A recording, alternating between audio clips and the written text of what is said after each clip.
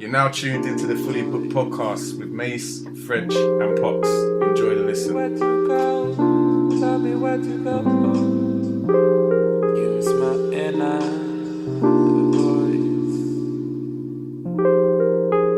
Tell me where to go. Tell me where to go.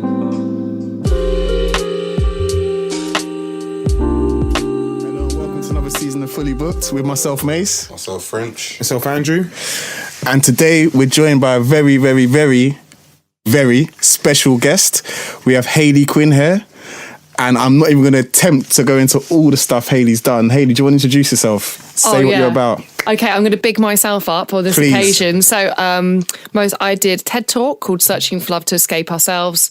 That, I'm just going to say as a footnote, did that kind of off the cuff and on the fly, and it really turned out it really connected with a lot of people. It's got over 1 million views. I run the biggest dating coaching company within the UK. I work for Match.com as their sort of ambassador and advisor in the UK and Europe. Done a lot of TV shows, quite a few podcasts. But I'm really excited to be here, guys. Excellent. Excellent. As you've probably guessed, season 6 will be relationship based, and our book will be covering, reading, reviewing, and gathering Hayley's input for is called Deal Breakers by Dr. Bethany. And I've forgotten her surname. It's Dr. Bethany Marshall. Marshall. That's it. Thanks, Hayley, for holding the book up. So, Hayley, before we get into the book, I think Pocker had a question for you. Yeah, just before we went on air, and it was in regards to Pox. Please remind me. I was saying, how do men approach you in regards to dating? Dare I say? So, interestingly, this is a weird anomaly about the dating industry or dating coaches. Dating coaches usually only work with men or women, and it's usually the opposite gender. So like female dating coach works with men, male dating coach works with women.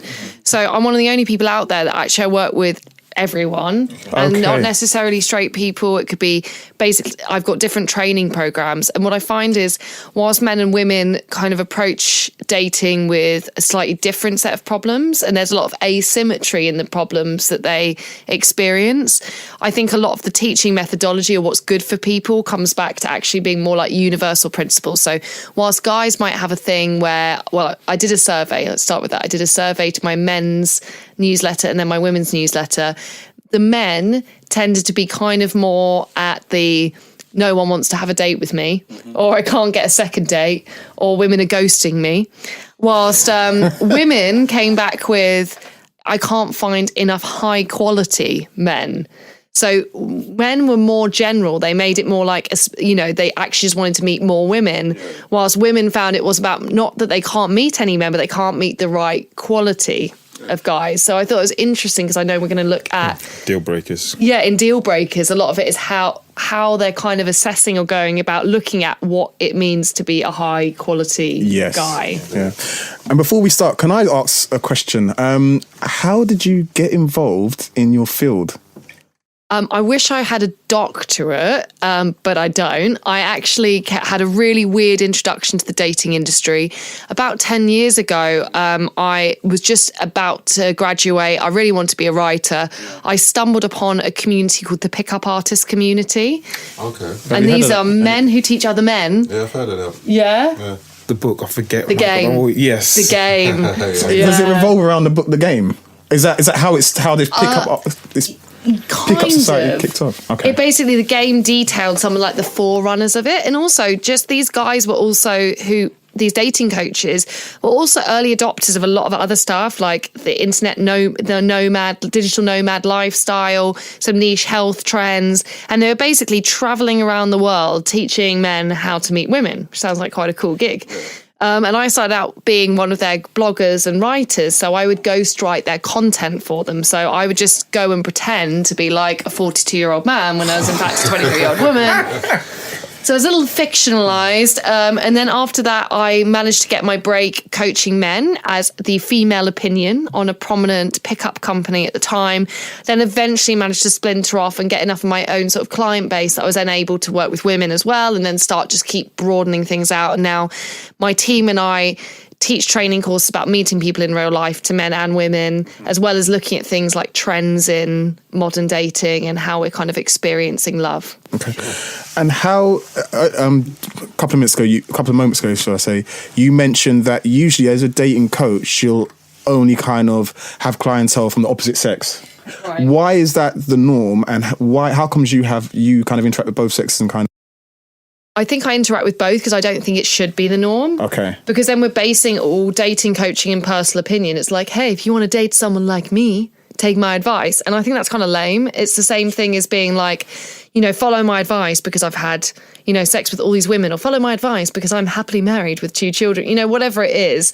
I think that actually doesn't really get to the core of being a good coach is trying to find out what that individual's version of happiness and success is and helping them to work towards that, rather than being like, I call it like Moses of dating, where you come down and you're like, these are my rules. If you want to be like me, this is how you live by them. Because I think that's kind of it's just not really my vibe. And because of that, I wanted to keep things as, whilst I believe men and women are different, I think that we can have a lot of more transparency in terms of how we communicate with one another.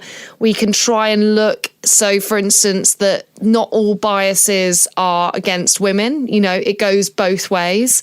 And I think actually by becoming more empathetic towards what the other side of the coin is going through, it really helps to improve you and your dating experience. Just quickly going in more about you just for a moment. I did watch your TED Talk, which is really good and really personal.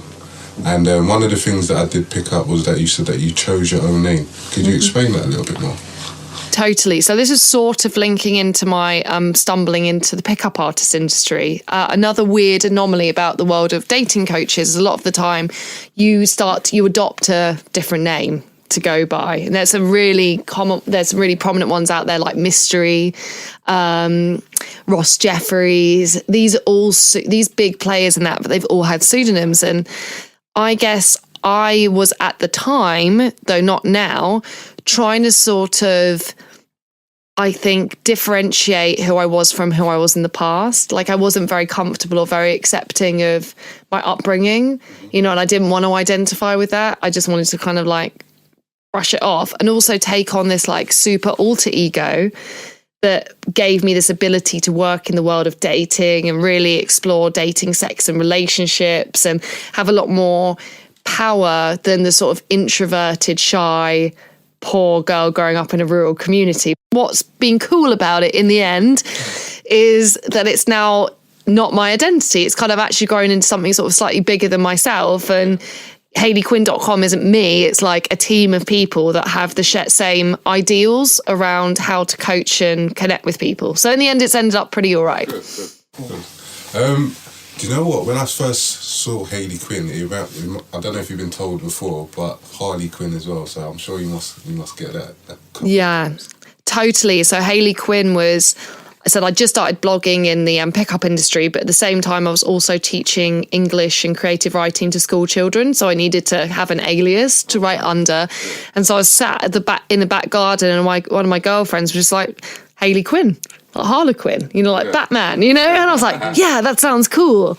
And then I said I took it on, and for a while I said I was living and breathing Hayley Quinn, but in a way I found out that when you try to live your life as this sort of like superhero-esque version of yourself, it doesn't really work out for you all that well at times. And it was actually really important to reconnect with my real identity and to go back to that. Okay, so moving on to the book, Deal Breakers by Dr. Bethany Marshall. So for those of you that actually haven't read the book or have never seen it, it is a book which has a pink cover, should I say, and from memory, I believe that it's of a woman's hand flicking away a gentleman at the top of the page. Right in the dead centre of the book. So, with no further ado, Dr. Bethany Marshall, the author of the book, is a psychoanalyst who proclaims to help women improve their relationships and love lives. Her book is called Deal Breakers, and a deal breaker in its most kind of general term, is the one non-negotiable term, if not agreed to, means the deal is off in terms of, it could be in a business sense, but for this purpose, it's in a relationship sense. With that being said, on page 1, Dr. Bethany Marshall states that she can usually tell within the first few minutes whether the problem is a deal breaker or not, and soon after determining whether or not the person she's seeing at her practice should walk away or not from the relationship she's in. So my question to the group, to yourself, French, Hayley, please get involved, and to Pocker, would you act on the advice on your relationship from someone who has never met your partner because they're a professional, and I put that in inverted commas, in their field? I don't think I would, per se. I would want, if it depends, because if you're going to get like something like marriage counselling, something like that, then it would be best if you're both present, so you can both go through whatever techniques or. But this person's claiming they're an expert. Sorry to cut you short, but she's claiming she's an expert. I've seen tons and tons of clients. I can tell within the first couple of minutes. Yeah, I wouldn't take that on board so much, personally. Short and sweet? Yeah.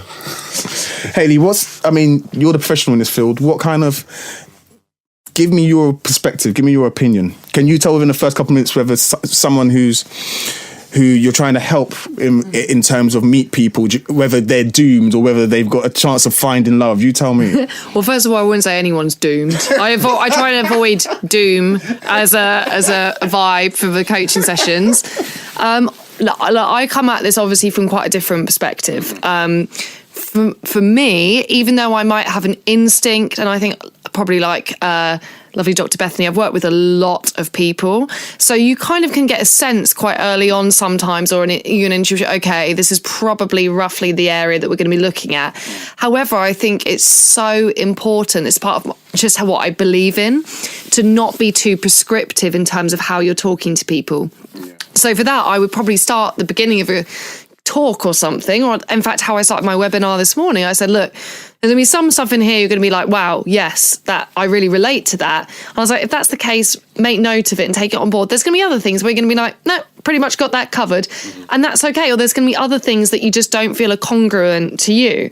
So I try and actually empower people to become more discerning themselves and come to their own conclusions, rather than me telling them too directly what my opinion is. And I think the other thing that's a bit problematic about it is, if you're just speaking to one party, obviously I'm a big believer that all stories have at least two sides. And so I think because of that, you're going to be getting a biased dialogue, even with the best intentions to say something in the most like neutral way possible.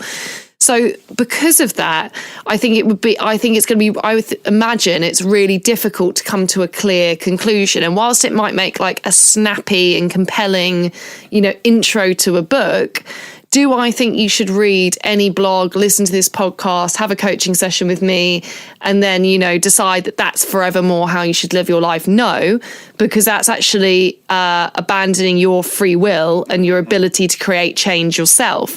And I think if you disempower the person you are working with by saying, hey, you have to listen to everything I say, that's not doing them any favours. In fact, if they're coming to you because they think that they might need to work on their personal boundaries or break up a relationship or make some big change, I'd say you want to work the other way round and really try and empower them and build their confidence to come to their own conclusions.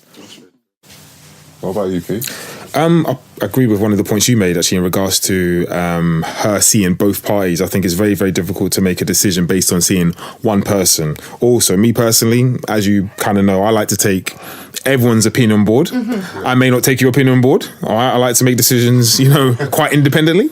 Although I do like taking opinions, as I just said. But yeah, I think I'll take your opinion on board, but then I'll have the final say in regards to whether I believe this person is for me or whether it is not a deal breaker or otherwise. On page 11, moving on further in the book, so on page 11, Dr. Marshall states that a man's willingness to call in advance and take a woman to dinner is an indicator of his willingness to invest his emotions in her.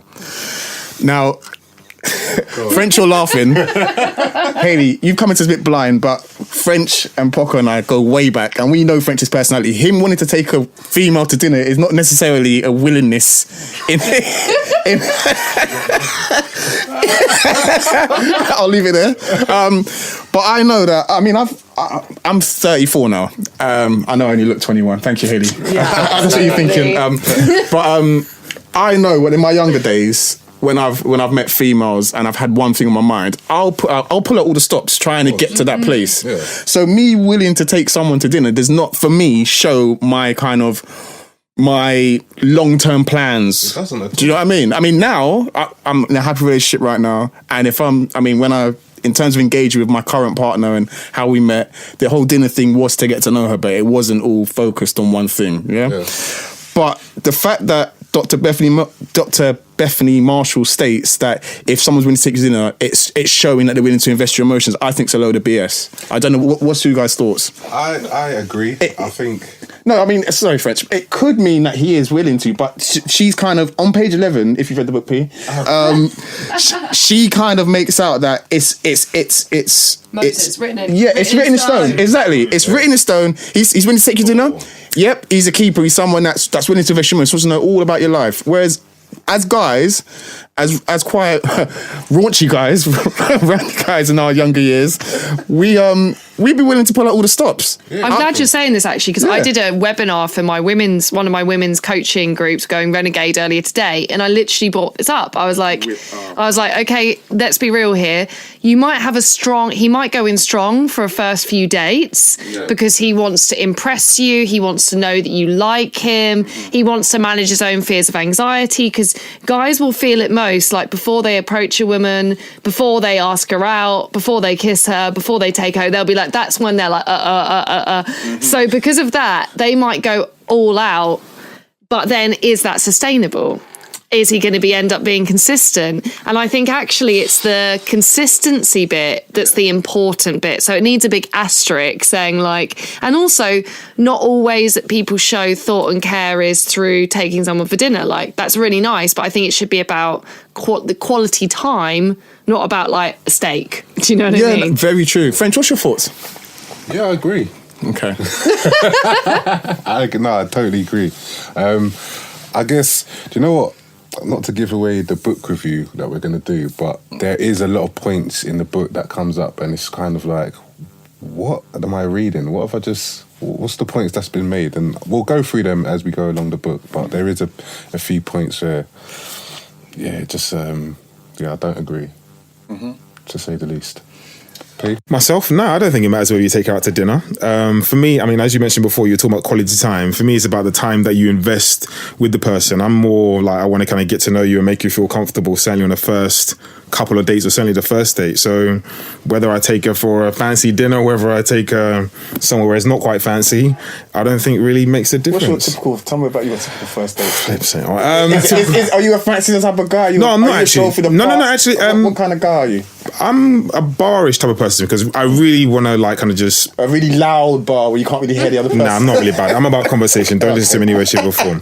I'm about conversation. So I want to get to know you. I really want to get to know you, if I'm honest. And then from there, I don't know, crack a few jokes, all that type of stuff, just make you feel really comfortable. And then from there, take it from there. So, but again, it might depend on the type of person it is. I might feel the needs, I might have to pull out all the stops on this first date or the first couple of dates. Whereas the type of person I might be talking to might be a bit more laid back, and a more laid-back scenario might suit the both of us. But Hayley, because you mentioned earlier about the consistency, so I'll admit it, there might be someone I'm really keen, really interested in, and the first 2 or 3 times I know I'm able to keep this up, this kind of, here's our first date, £200 dinner, order the champagne, but you're trying to pull over all the stops, you might be trying to win someone over, because what you might be trying to do is get them to invest in you, if that makes sense, eventually, if that makes sense. You want them to get to know you, and maybe by doing that, you have to pull out all the stops to show that you're being dead serious about them. You're not just going to take them for a cheeky Nando's, as they say.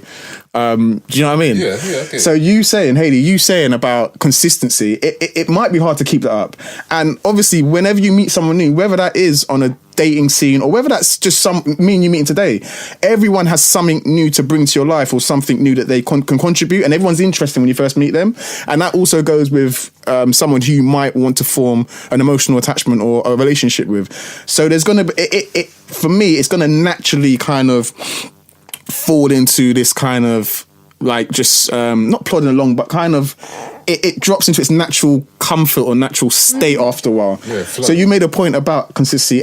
Do you not believe that the first 2 or 3 dates, someone is going to try and pull out, sort of look their best, whether it's the lady looking her best and putting on their best glad rags and perfume and makeup? Anyway, You put your front foot forward. So that, no, but what my point is, by the 4th or 5th day, or maybe the 6th day, or where you're kind of 3 months in now, you're not gonna maybe make as much of an effort. Mm-hmm. What's your thoughts on that? I think it's just different ways to make an effort. So I think what's important, for instance, if someone happens to be listening to this podcast and thinking, I am actually looking for something that's more serious and more of a relationship, that doesn't to me equate to fancy dinners. That's someone like, they call and message regularly, they don't drop off the radar, they keep their commitments, they spend their time with you, they keep planning things. It could be humble things, doesn't have to be anything fancy, but it's about, I think, taking that step back and allowing someone, I always say it's about kind of actually having a bit more patience to, instead of wanting to jump to a conclusion. So if someone takes you out on some fancy first couple of dates,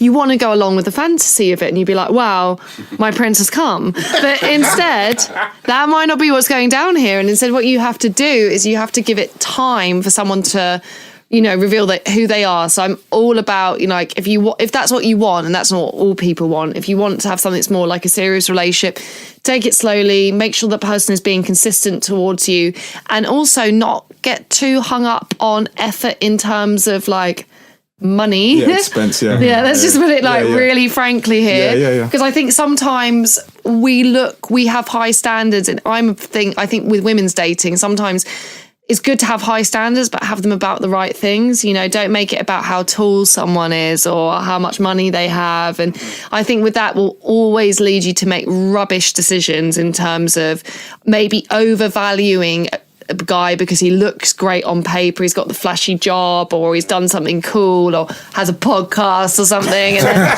hey, look at me, I got a podcast. But then, you might get carried away with that. And then because he's, a lot of the time what happens is women will have the experience of the guy coming on really strong. I'm literally going to get my female clients to listen to this so they can understand why men kind of go about it that way, and then kind of coming to a premature conclusion that this must mean he's already decided that you're the love of his life, and building up a lot of expectations and assumptions. In fact, I like what all of you are saying here about, what the first few dates are about. Getting to know someone a bit better, having fun, chilling out, and then after that, it's about how they behave towards you. It should be the important thing.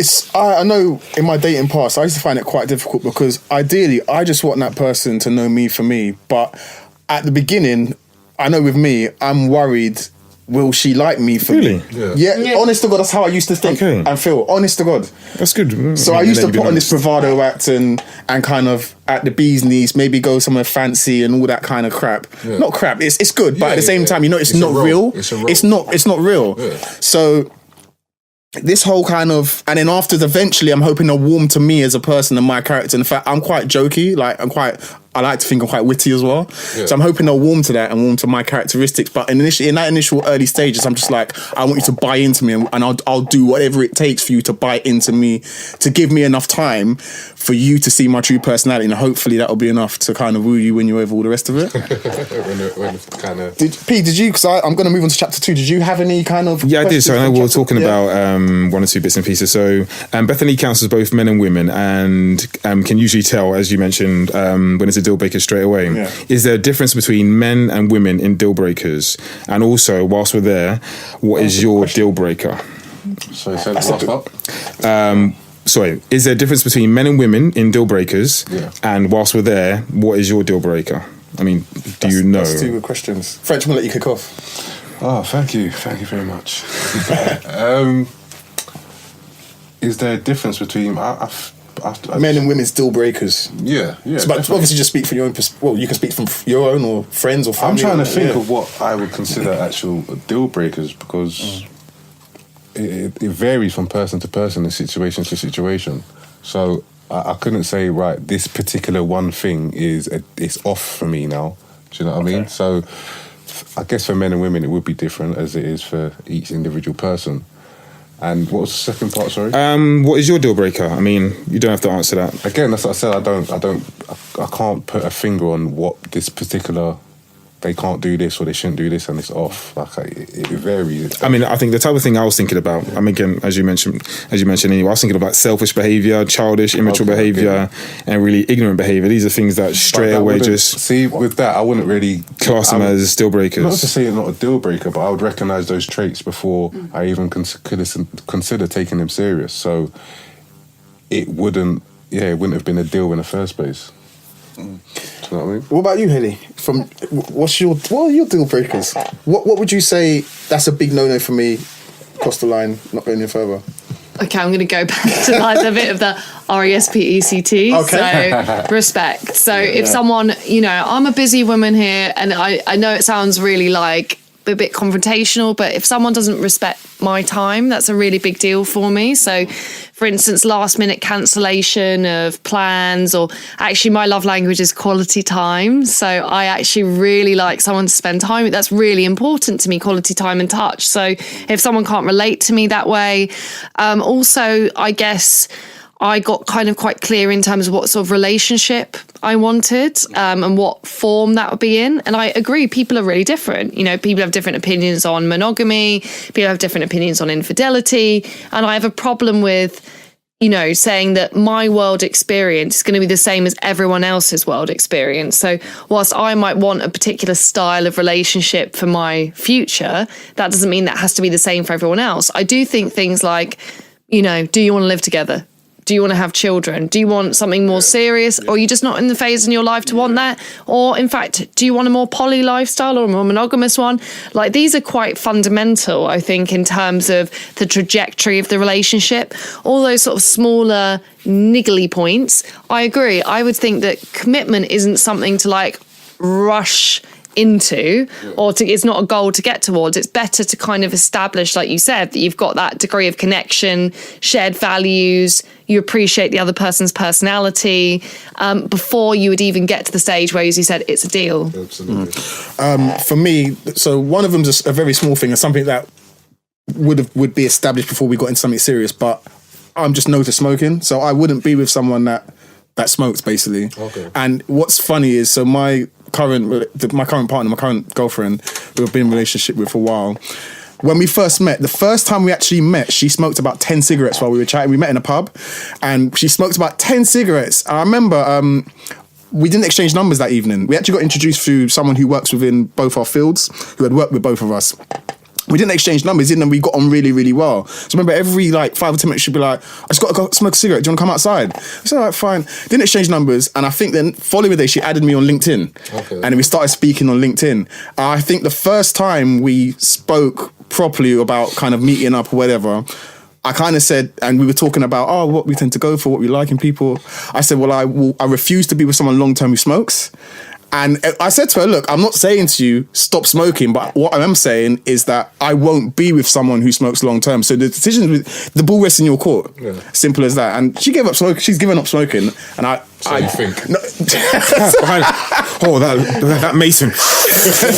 And I think the other thing is, I need to be with someone who's committed. And one of the things that I remember when I say committed, I'll break that down. So my last relationship that I was in, I'm very much a person. If I get into a relationship with someone, I'm always thinking long term. Like, I'm of an age now, I've had my fun. I'm of an age now where time is important. It's very important to me. And if I'm going to be with someone, if I'm going to be with you, I'm thinking long term. I'm thinking 3, 4, 5 and longer. I'm not thinking about 3, 4, 5 days or months. And one of the things that turned me off from my last relationship was the fact that every time we had a little argument, and I wouldn't call them, I call them kind of conflicts of interest or debates or whatever. But if we had a little falling out, it would be, that's it, it's over, delete my number, I don't want to hear from you. And then the next day I'll get an apology. But every time that person done it pushed me further away. And all I kept thinking in my head is, I can't plan for the future with you. So like I want to plan your birthday next month, and a week before we have a little bit of a falling out and you just say it's over, and I've got to hopefully wait until you've decided actually what I've just said is ridiculous, I still want to be with you. I couldn't plan like that. So the very last time that person said that to me, said I can't be with you, I said, you know what, you're right, I'm probably not right for you. And that's how it ended. Yeah. So that's the other thing. It's about commitment. I'm always thinking, I just think you can get over kind of small falling outs arguments. I'm about commitment and seeing the bigger picture. Yeah, I love that. And I totally agree. Willingness to like come back to the table and work on it and talk it through. It's not very like sexy and exciting, but having that, you know, the fact that it's like, okay, it's not always going to be fun. It's actually at times going to be difficult. And at times I'm going to have to do stuff, you know, because that suits you or it suits your family or this whole bunch of other commitments that I've now taken on board. I'm going to have to compromise. I'm going to have to give up this bit of freedom. So that's why I don't get it, why people sort of like rush towards commitment, because it is, as it says on the tin, it is a commitment. You know, so you've got to be emotionally mature enough to be able to turn up and do that. And it sounds like with your ex-girlfriend, she was feeling kind of insecure for whatever reasons within the relationship, trying to test, doing that classic thing of push away, test the person's resolve. But you know what, those that sort of very like romanticized view of relationships that we've been given from like love in the movies and stuff, that actually creates havoc in day-to-day life. I'm a fan of being someone's friend, trying to keep stuff calm most of the time. Yeah, it doesn't mean that you're always like, I don't know, smashing a plate and then someone has to chase someone else down the street with a bunch of red roses, but it makes day-to-day life and reality, which we're living in, much easier and much nicer. Yeah, definitely. Did you have any questions you want to answer in this kind of... this realm of questions. Okay. Yeah, so I'd want to see one or two more ways in an intro, and then from we can move on. So this might be a little bit controversial, but hey ho. Women often accept relationships in which they are constantly negotiating. Now, this is a statement from myself, just kind of agreeing. So a statement from the book that you're agreeing with? No, this is my statement. All right. So I agree with this because from the outside sometimes... Sorry, I agree with you agree with your own statement? No. What was the original statement? Okay, this is from the book. All right. Women often accept relationships in which they are constantly negotiating. Andrew. All right. I agree with this because from the outside looking in, they seem to be keen to get into a relationship. Almost as if it defines them at times, always defining. Why are women keen, or why is it important for women to be in a relationship? I'm going to say probably more so than men. That kind of hopefully balances things out and saves me. Is that to all of us? Or no, actually, maybe to yourself. I don't know. You might be able to. I don't know.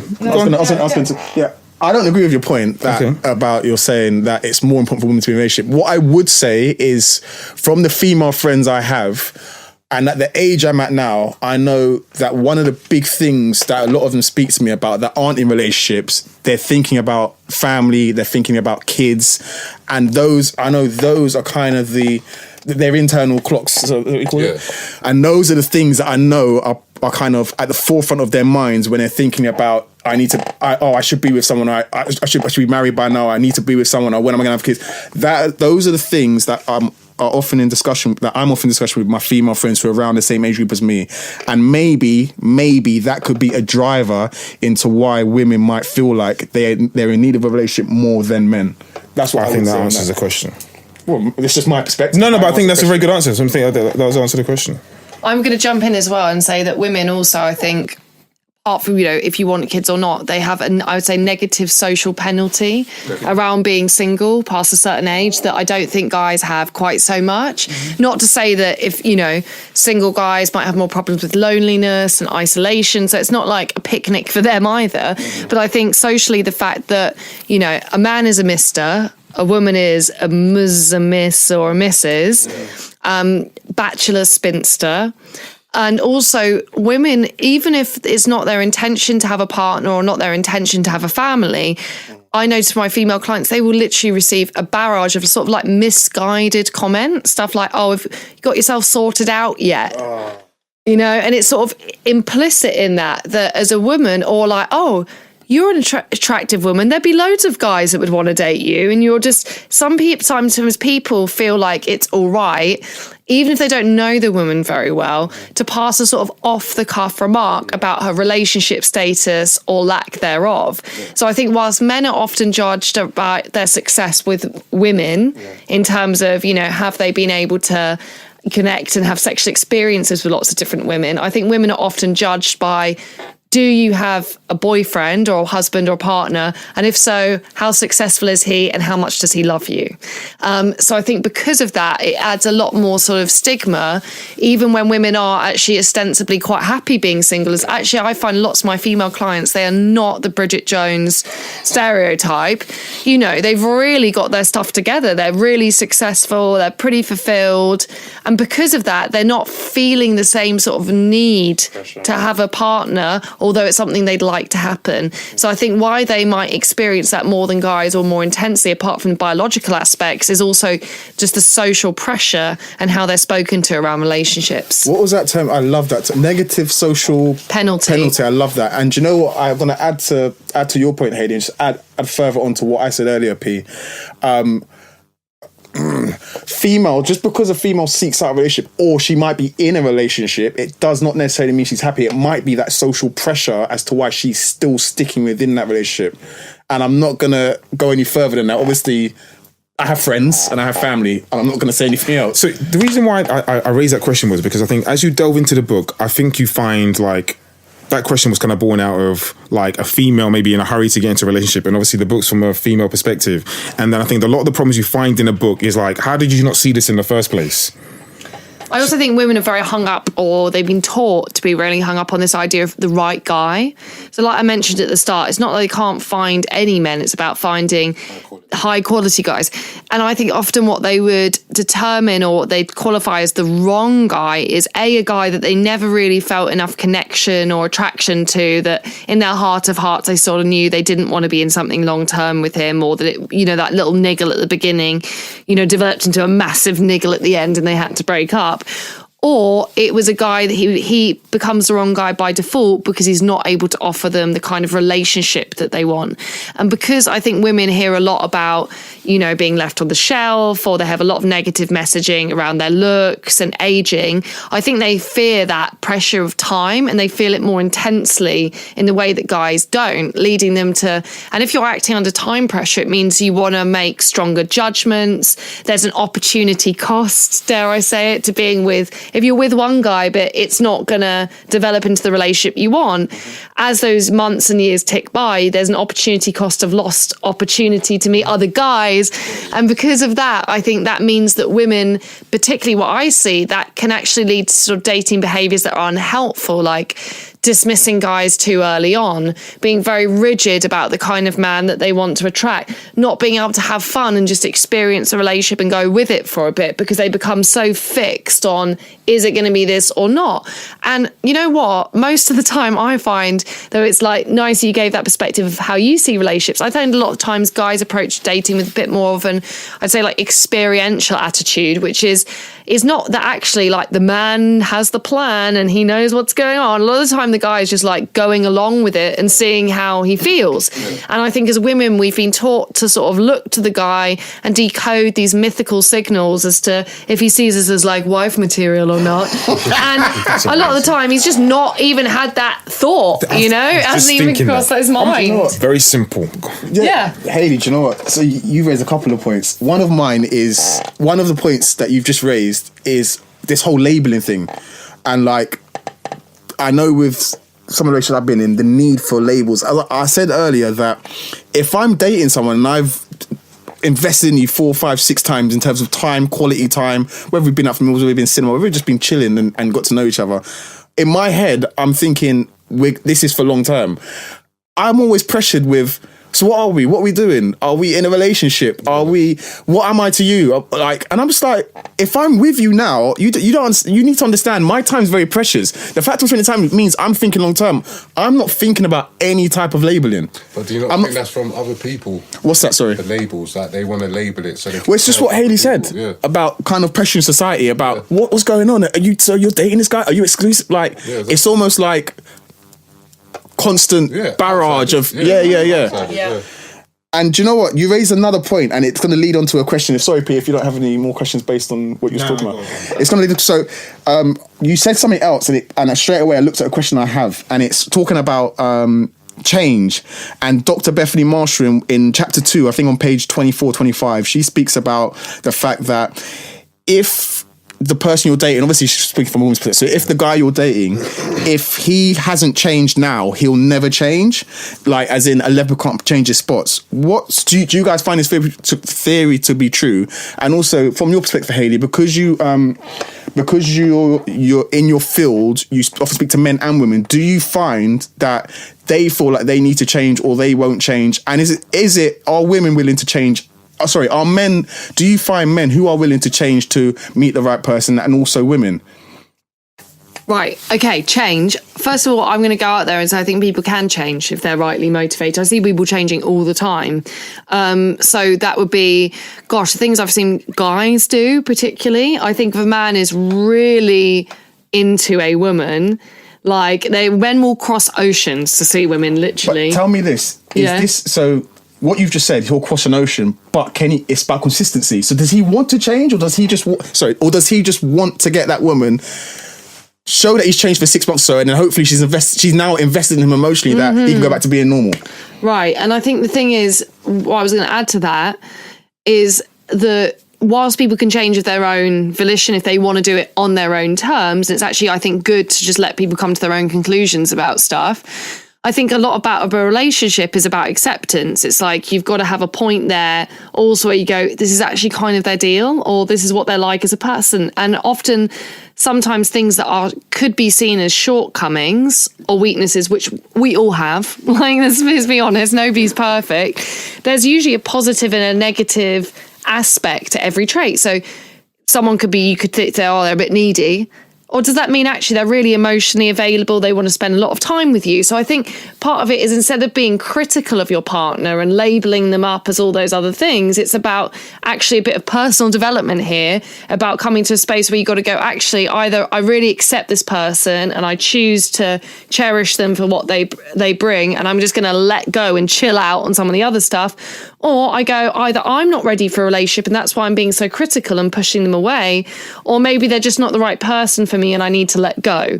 And I think that's a better way of looking at things. And in terms of personal development, just to finish off that point, I think if somebody's really motivated, I've seen people that have, they have quite tough forms of like autism and Asperger's, learning for years in order to be able to get that job interview or be able to go on a date successfully with a woman. I've seen guys facing huge amounts of rejection. I've seen people with disabilities, including my own mum and dad, actually come together and get through that. So people can lay on all the challenges they want, but if you really want to do something, you will overcome it. And obviously, it's my job as a coach. I see people who are like highly motivated to like really change their life every day. And I'm often asked, like, is there some people can't be helped, doomed?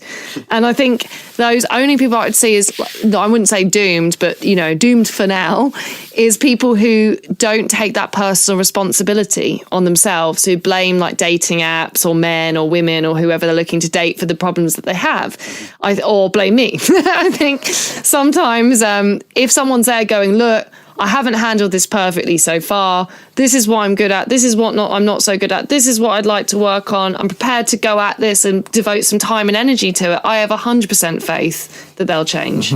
What's your thoughts, French? Do you think, well, men or women, but from the perspective of the book aimed at men, do you think men can change if kind of to sustain a relationship they're in, if it's not going well, if the woman's not finding that she's... I think men can change, but what I found was a problem was why does it always have to be the man to change? Yeah. It doesn't. It's just... But my point being is, you should look in yourself first. Sorry.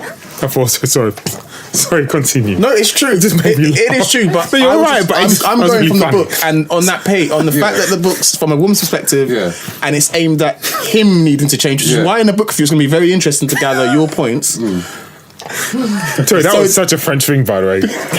So based on the book and the fact that is he willing to change? Would you be willing to change for someone? I would be willing to change aspects. Yeah, definitely. I think we're all capable of changing. Definitely. Yeah, and I would also think that it's like we're not. I would always say I'm willing to change because I just don't think we shouldn't stop our learning and development as a person. Yeah, of course. You know, it's a continual process. Mm-hmm. I mean, if someone told me to dye my hair blonde, I'd probably tell them to do one. Yeah, exactly.